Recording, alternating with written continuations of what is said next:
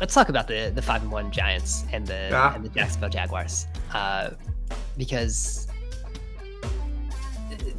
so the Jaguars, we were real excited about them. They were doing some cool things in the beginning of the season, and that just not happening anymore.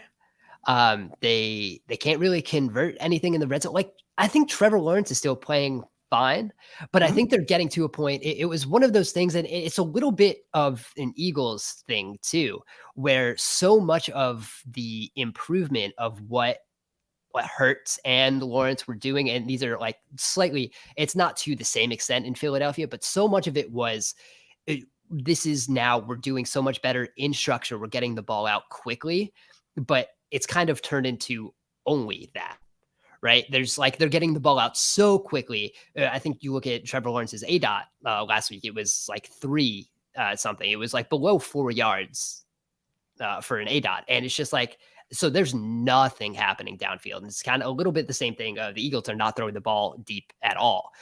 It's the same thing Mhm.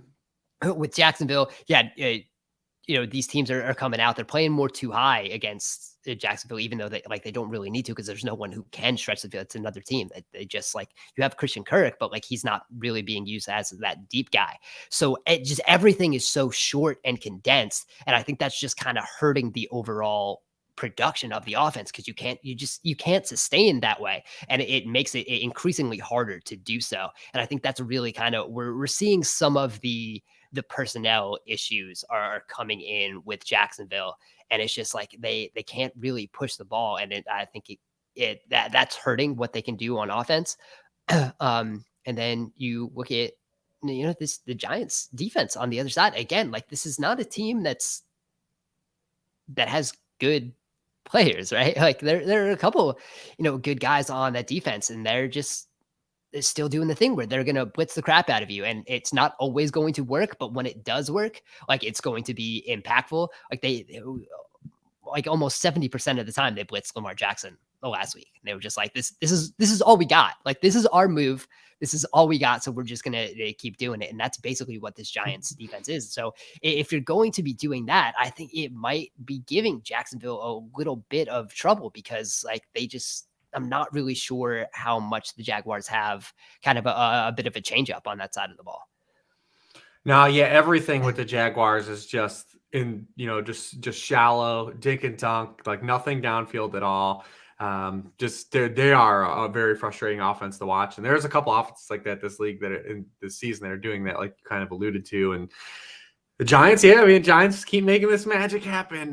They have now led for the lowest rate of snaps of any team with a winning record this season. Ironically, the Jaguars have led for the most amount of highest rate of snaps for all teams with a losing record. So, kind of going head to head here on that front of what can win. The Giants just keep making that one play or 1 to 2 plays per game when it matters late. They had the first interception of the season last week. So they weren't even getting like a lot of turnovers, right? Still, and they Yeah. were able to get stops and like these things happen, but then they got those turnovers that just swung that game in that direction. But yeah, you look at Trevor Lawrence against the blitz too. He's 31st in depth of target when blitz, just 5.3 yards his downfield his throws go. 24th in quarterback rating against the blitz. And then on blitzes with man coverage behind them, which the Giants play, they play man coverage behind their blitzes at the second highest rate. His depth of target is just 3.6 yards, or he's averaging just 3.6 yards per pass attempt, and the depth of target is just over 5 yards. So just real tough, man. Real tough to see like a situation where you're like going to this and you're like, all right, well, this is the game the Jaguars break out of that shell and we see them hit some downfield shots. And like you said, really the only guy they have to do that is Christian Kirk. I mean, he was used as that vertical slot guy in Arizona last year. That's really not what he was in college, but he did have some success with it in Arizona, like some of his best moments, because Marvin Jones didn't play last week. Zay Jones is just getting targets. Like he's one of the lowest A dots in the NFL. Just a very frustrating offense to watch in general. And at the other side of the ball, we know what the Giants are going to do too on that side of the ball. They're going to give Saquon the football until eventually he makes a play. They did get Wandell on the field last week, which was nice. They schemed some stuff up for him that was good. We didn't see him play a whole lot, but the Giants they need more receivers on the field. The ghost of Kadarius Toney is never going to happen, huh?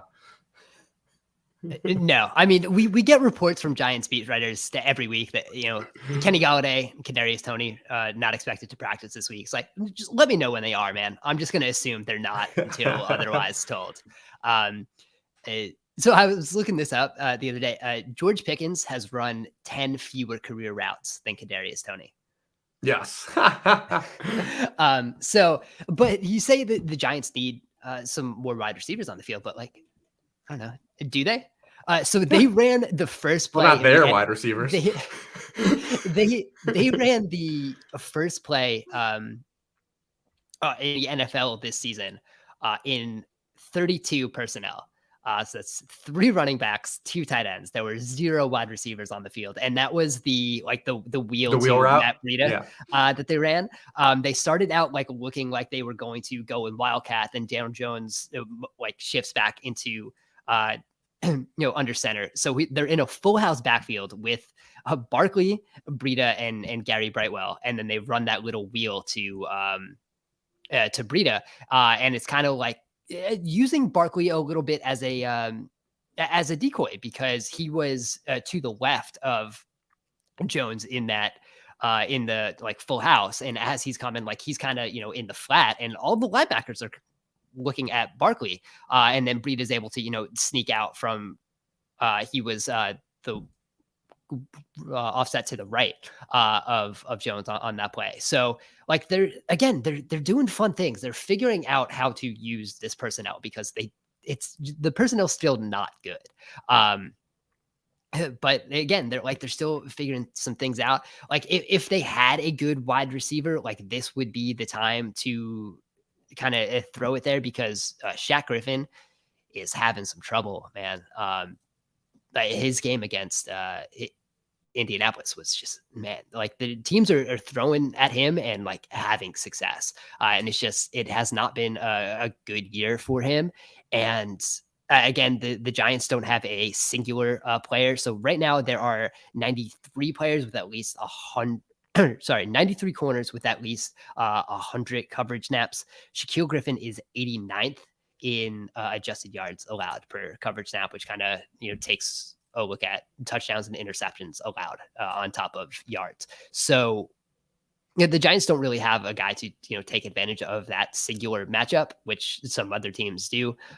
They were like running Alec Pierce against him, and that was the touchdown at the end of that game last week. But like the Giants they're going to hang in there. So I think like that's, even if they're not going to be good, and like we say this every week, right? At this point that we've talked about them, like they can't keep getting away with this type thing, but like they're good enough and well coached enough that they're going to hang around. Like the Giants aren't going to like suddenly start getting blown out of any of these games. Like even if they don't win these close games that maybe like can be 50-50, that they shouldn't quite be winning as often as they have so far. Like I don't see a point in this season where like they start getting blown out at all. So like at least I have that going for them.